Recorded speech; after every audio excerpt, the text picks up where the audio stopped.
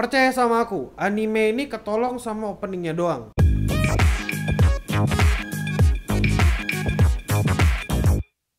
Halo no gamers, para wibu denial, selamat datang lagi bersama gua, host yang paling kalian cintai, Admin Yami. Dan selamat datang di acara Wibu Lokal. Acara akan membahas anime, manga, dan jejepangan lainnya. Jadi, hari ini aku mau ngomongin anime yang jogetnya rame banget waktu itu. Ya, aku mau ngebahas Love Live. Enggak, maksudku Paripikome.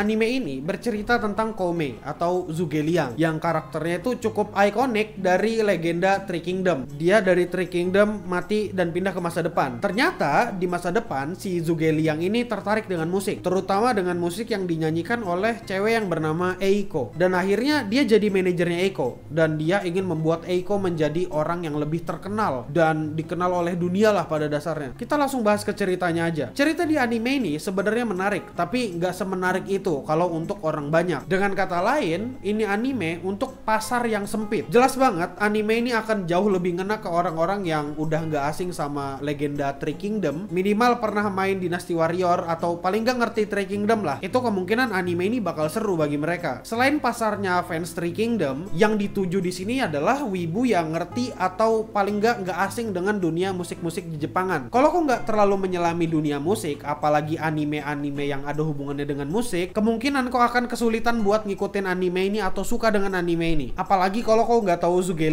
dan juga nggak terlalu gimana-gimana sama musik. Anime ini mungkin kau bakal drop di episode 1, episode 2, episode 3 paling. Karena pada dasarnya anime ini inti ceritanya itu strategi-strateginya Zhuge yang dia pakai untuk membuat Eiko jadi lebih dikenal orang atau jadi lebih terkenal. Menurutku sendiri, nilai plus cerita di anime ini bukan dari cara penulis menerjemahkan 36 strategi perang menjadi strategi pemasaran. Bukan itu yang menjual, dan aku sendiri nggak kejual dengan itu. Yang ngejual di anime ini adalah kau bisa ngelihat Zhuge joget, udah gitu doang. Kalau boleh jujur, aku sama sekali nggak tertarik dengan 36 strategi perang yang dia pakai, karena sampai episode 8 aku baru ngelihat 2 strategi di episode 2 sama episode 3, udah gitu doang. Yang dijual di anime ini bukan 36 strategi perang dari Three Kingdom, tapi yang dijual bagaimana manajer bikin talentnya sukses, tapi dikemas dengan quote-quote-nya Zhuge gitu. Itu yang dijual. Atau mungkin aja aku nggak terlalu ngerti dengan 36 strategi perang itu karena aku nggak terlalu mendalami Three Kingdom. Aku cuma sekedar tahu aja. Jadi masuk akal kan, makin kau nggak dalamin unsur-unsur yang ku sebut kayak Three Kingdom dan musik, kau bakal makin lepas dengan ini anime. Dan kau bakal cuma dapat Zhuge yang joget-joget. Itu agak mengecewakan sebenarnya kalau kau berharap lebih. Contoh di mana strategi yang katanya strategi tapi aku agak kecewa, itu strategi di mana mereka ngerekrut rapper. Strateginya Zhuge yang di situ biasa aja, nggak ada yang spesial, nggak sebagus yang kubayangkan mengenai Zhuge nggak ada Zhuge Liangnya di situ. Langkah-langkahnya dia untuk merekrut rapper, ya emang harusnya kayak gitu, ya emang nggak ada yang spesial, strateginya biasa aja, dan emang strategi itu atau cara itu emang dilakukan oleh semua orang. Ngecek background target, ngasih obat biar perutnya nggak sakit, biar bisa maju ke panggung, provokasi biar rappernya bisa naik ke panggung. Itu bukan strateginya Zhuge itu strategi semua orang yang mau ngerekrut rapper lain atau ngerekrut orang lain tapi harus membuktikan talentnya dulu. Itu bukan strategi yang wah-wah banget, semua orang juga melakukan itu, dan akhirnya kelihatannya yang bagus itu cuma episode 1-3 dan episode sisanya makin biasa aja, makin kurang aja perasaanku. Selanjutnya kita bahas musik. Untuk musiknya sendiri aku gak terlalu menikmati musiknya karena suara musik di anime ini kadang-kadang dan kayaknya sering ketutupan sama volume percakapannya. Bukan cuma itu, musiknya juga terlalu singkat. Jadinya aku nggak sempat buat penasaran dan pengen cari tahu itu musik apa, siapa yang nyanyi, apa aslinya gitu. Karena musiknya nggak nempel di kepala aja dan nggak terlalu ngasih kesan apa-apa ke aku. Admin Yami mah sukanya anime harem. Mana bisa dia nonton anime kayak gini? Ya memang anime yang ku tonton anime-anime sampah kayak anime harem, komedi, romance, isekai, school. Tapi aku bisa bedakan mana musik yang banger atau musik yang bagus dengan musik yang biasa aja. Kalau mau ngomongin anime musik, lebih baik Carol and Tuesday atau Vivi sekalian. Musiknya itu aku masih ingat dan musiknya emang bener-bener banger. Tapi untuk Paripikome, musik terbaiknya itu masih ada di opening aja. Untuk musik sisanya, aku nggak ngerasa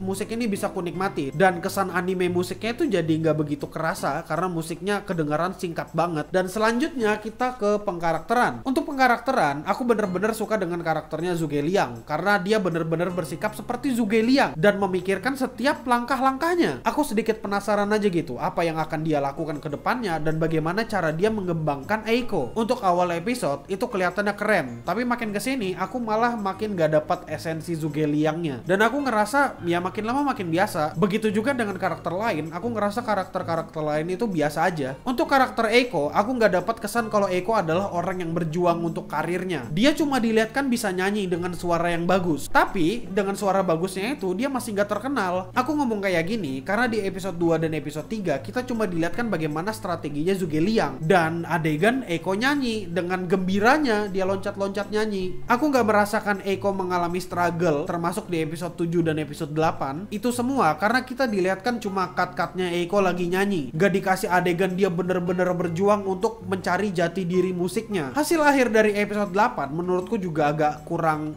menyenangkan gitu, kurang memuaskan, karena kita dikasih potongan gambar Eiko lagi nyanyi sama teman-temannya udah gitu doang, di foto cut-cut gitu doang. Terus akhirnya tahu-tahu ada percakapan, akhirnya aku bisa menyanyi dengan gayamu sendiri ya. Entah kenapa aku nggak ngerasa bisa memperhatikan Eiko. Aku nggak bilang Eiko ini sepenuhnya jelek, tapi personanya yang cheerful dan positif itulah yang bikin aku suka dengan dia. Menurutku dia karakter yang lucu gitu. Kalau masalah investasi hati mah enggak, cuma lucu aja. Gimana mau investasi hati orang latihannya kelihatan gak ada impactnya, tahu-tahu cuma ada percakapan, oh akhirnya kok bisa menyanyi dengan gayamu sendiri ya, apa impactnya dari itu? Dan terakhir kesimpulan, aku ingatkan anime ini bukan buat semua orang, terutama kau yang pengen nyari cerita yang intens. Bagian menyusun strateginya ya lumayan bagus, dan untuk keseluruhan aku ngerasa anime ini bagus, tapi gak bagus-bagus banget. Anime ini cukup kurekomendasikan, apalagi buat kau yang cukup kecantol dengan openingnya. Aku berharap kedepannya Zhuge-Liang itu makin Zhuge-Liang gitu, karena aku baru nonton episode 8 dan musiknya bener-bener bikin nyakut di kepala, bukan cuma openingnya gitu. Ini anime musik, tapi anime musiknya nggak ada yang masuk di telingaku sama sekali, cuma openingnya doang yang masuk. Jadi gimana menurutmu? Apa bagusnya anime ini dan apa yang menjual di anime ini? Kalau kau ngomong 36 strateginya Zhuge-Liang yang diterjemahkan oleh si penulis menjadi strategi marketing, itu alasan yang basi ya, karena menurutku aku nggak bakal nganggap itu valid. Karena gini, dari 8 episode, kan total ada 12 episode, 8 episode itu dia baru ngasih 2 strategi, jadi argumenmu nggak bakal kuanggap valid kalau kau ngomong 36 strategi dari 8, 12 ya, 8-nya dia tuh baru ngasih 2. Ya udahlah, mungkin itu aja dulu. Terima kasih udah nontonin ini video. Komentar di bawah kenapa kau suka anime ini dan kau yakin kan aku buat nonton ini anime. Kalau kau mau like silakan like, kalau nggak suka ya dislike juga nggak apa-apa. Kau subscribe aja ini channel, kau nyalakan lonceng notifikasinya juga kalau mau, biar kau nggak ketinggalan videonya clean sound kalau ada baru upload, terus nanti notifnya ada di HP-mu. Kalau kau mau dapat info tentang aku lebih cepat, kau bisa follow Instagramku di @admin_yami, dan kalau kau mau follow editor clean sound, ya follow Instagramnya. Ya udah, sampai ketemu di video berikutnya. Stay clean and sound.